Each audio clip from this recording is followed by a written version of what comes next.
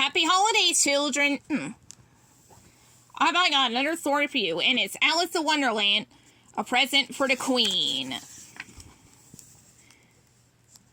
It looks like Christmas, Alice said, gazing out her parlor window one cold December afternoon. Snow sparkled in the fields and on the branches of the pine trees. Outside, children were building a snowman. Alice thought about joining them, but the parlor was so warm and cozy. Alice yawned. Perhaps it would be best to stay inside after all. Suddenly, something hopped across the snow in front of Alice's house. It was a rabbit with white fur, wearing a red coat. Alice sat up, startled, and appeared at the window. "Why, it's a white rabbit from Wonderland!" she cried. "It's lost!" the white rabbit wailed as he hurried past the house. Alice quickly put on her winter coat and ran outside after the rabbit. She caught up to him, just as he was about to dive into a hole under a tree. "Oh, you must let me through!" the white rabbit cried. "I've lost the Queen of Hearts' Christmas present! If I can't find it, she'll have my head!" "Oh dear, that would be awful indeed," Alice said. "Please let me help you find it." But the white rabbit simply dove down the hole without another word. Alice followed the white rabbit down the hole, leaving her house far behind. As Alice fell, she passed all sorts of Christmas decorations. Stockings, wreaths, garlands, and even a beautifully dressed tree. Down and down she fell until she landed with a thump. Alice saw the rabbit's fluffy tail disappear through a door. She hurried after him and found herself on a snowy path lined with evergreen trees. The white rabbit was gone, but Alice could see his footprints in the snow. Alice made her way down the path, admiring the lights on the trees. Then she noticed something. "Why, they're fireflies!" she exclaimed. All at once, the footprints stopped. "I've lost him again," Alice said with a sigh. "Lost who?" someone asked. A toothy smile appeared in one of the snowy trees.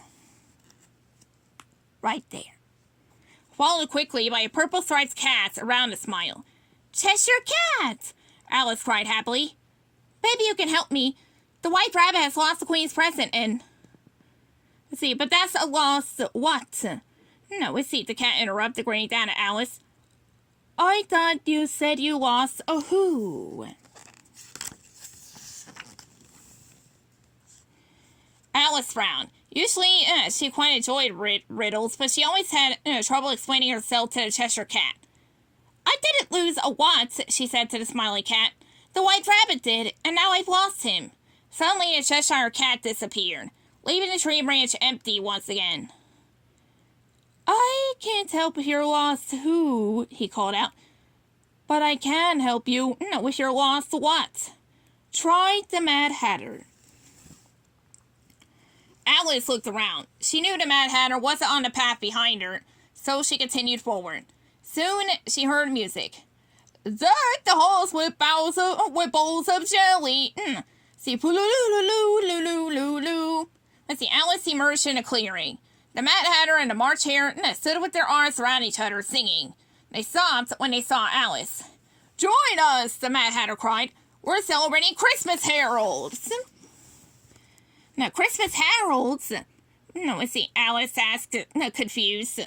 "Don't you mean Christmas carols?" "What does carol have to do with it?" the March Hare said. "Everyone knows Harold wrote all the best Christmas songs." And with that, the March Hare and the Mad Hatter began to sing again. "Oh, Christmas tea, oh, Christmas tea. No, with milk and cream we drink tea." "No, but that's not how the song goes at all," Alice said, shaking her head.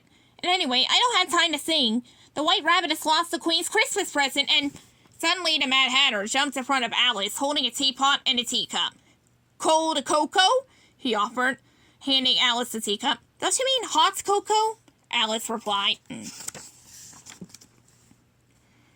"Now, this reminds me of a riddle," the Mad Hatter said. "What keeps your head cool in the summer and warm in the winter?"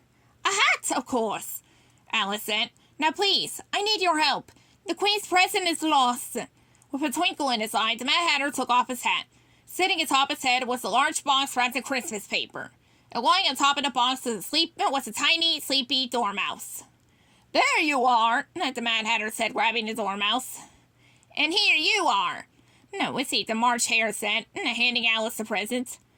Oh, thank you, Alice cried. Now, if you would be so kind. But the Mad Hatter and the March Hare weren't listening to her anymore. They had burst into song again. On the first day of Christmas, my best friend gave to me a steaming pot of lovely tea. As they continued to sing, Alice realized she would have to keep looking for the white rabbit on her own.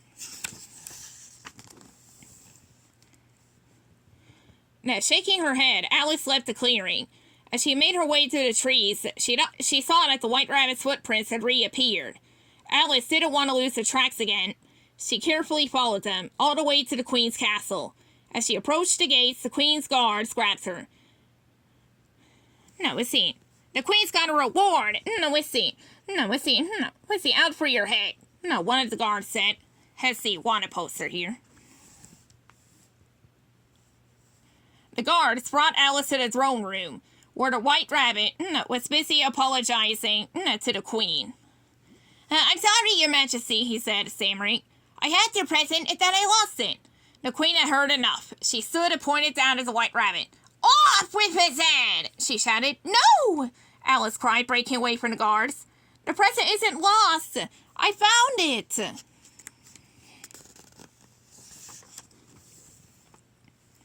The Queen glared at Alice. Off with her head! She yelled. The King coughed quietly and placed his hand on the Queen's arm. Perhaps he should open the present first, dear, he suggested meekly. The Queen eyed the present. I suppose I could, she said, tearing off the box's wrapping. Her eyes lit up as she pulled out a small Christmas tree. As the Queen of Hearts admired her Christmas gift, a large grin appeared in the air next to Alice.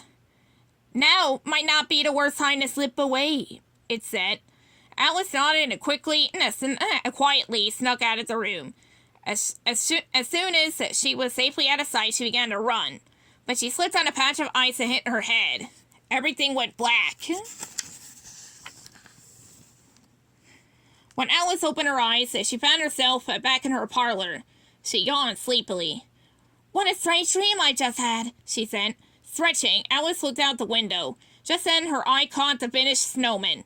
It was wearing a familiar hat and holding a teacup. Alice frowned. Perhaps it hadn't been a dream after all. The end.